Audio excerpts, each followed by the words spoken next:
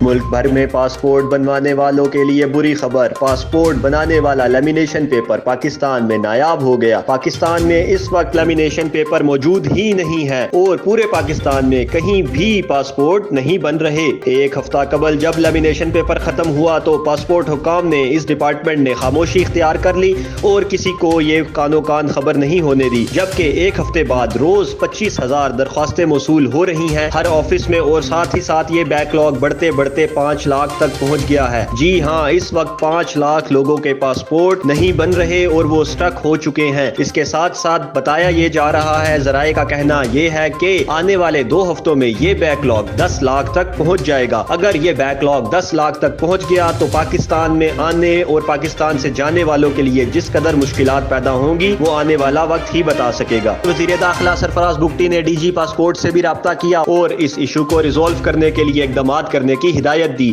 جس پر ان کا کہنا تھا کہ لیمینیشن پیپر کے لیے آرڈر دے دیا گیا ہے اور لیمینیشن پیپر پاکستان میں آنے کے لیے کم سے کم 1 ہفتہ درکار ہوگا۔